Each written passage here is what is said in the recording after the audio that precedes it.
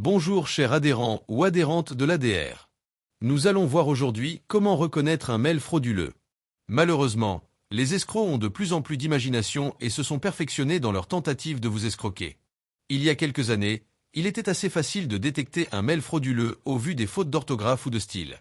Aujourd'hui, ils utilisent l'intelligence artificielle pour créer des contenus ressemblant étrangement aux vrais mais d'information des organismes officiels. Mais il y a encore quelques petits indices qui vous permettront de vérifier si oui ou non c'est une tentative d'escroquerie. La technique la plus courante est le phishing, ou hameçonnage en français, qui consiste à vous faire croire qu'une administration, votre banque, votre mutuelle, votre opérateur téléphonique, votre fournisseur d'énergie, etc., vous écrit pour vous demander de mettre à jour vos coordonnées bancaires, ou qu'un virement a été débité de votre compte, ou alors qu'une facture est impayée, ou de vous faire appeler un numéro surtaxé. Nous allons voir dans cette première partie comment détecter ces indices sur un webmail.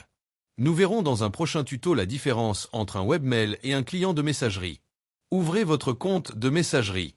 Ici on prend l'exemple sur Gmail, mais la procédure est la même, quel que soit votre fournisseur, Yahoo, La Poste, Orange, SFR, etc.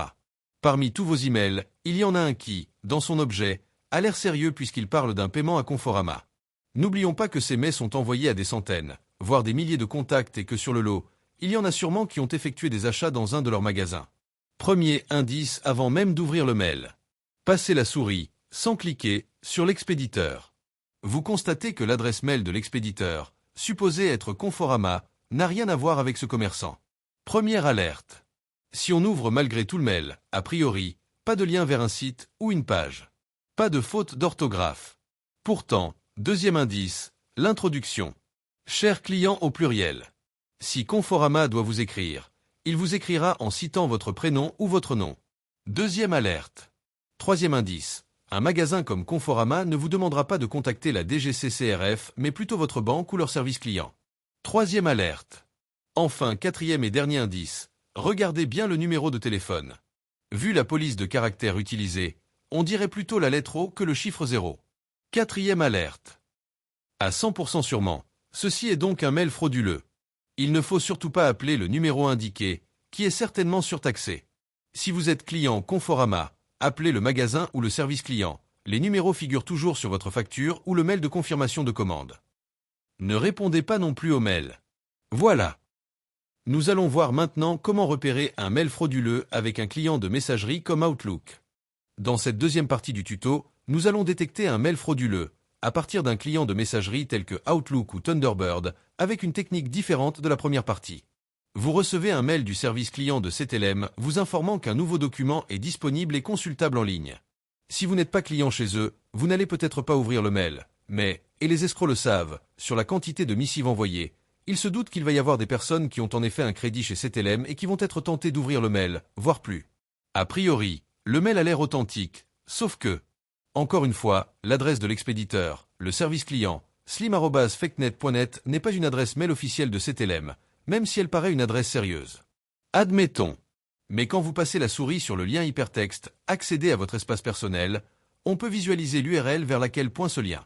Et là, on s'aperçoit que l'URL n'a rien à voir avec le site de CTLM ou de tout autre site du groupe BNP Paribas. Ce mail est donc là aussi à 100% frauduleux et il convient de le supprimer. Il existe malheureusement plein d'autres techniques pour tenter de vous dérober vos informations personnelles. Avec cette technique de passer la souris sur tous les liens hypertextes qui figurent dans le mail, vous pouvez avoir un indice de la véracité du mail. Dans le doute, appelez l'entreprise, la banque ou l'organisme concerné, surtout si vous êtes effectivement client. Ne cliquez jamais sur un lien dont vous n'êtes pas sûr. Soyez très vigilants. Les tentatives vont continuer, s'accélérer car les pouvoirs publics n'ont pas trop de pouvoir pour arrêter ces escrocs, qui opèrent la plupart du temps depuis l'étranger. Dès que votre numéro de téléphone ou votre email sont référencés sur un site commercial, vous prenez le risque que ceux-ci circulent entre des mains peu scrupuleuses. Les fichiers clients se rachètent et certaines entreprises commerciales n'hésitent pas. Il y a aussi les cookies qui servent à récolter vos habitudes Internet. Voilà pour ce sujet important. N'oubliez pas notre site internet http://adre.bnpparibas.com. Et en attendant d'autres tutos, n'oubliez pas de liker en cliquant sur le pouce levé si cette vidéo vous a plu et de vous abonner à notre chaîne pour être informé quand un nouveau tuto est disponible. À bientôt!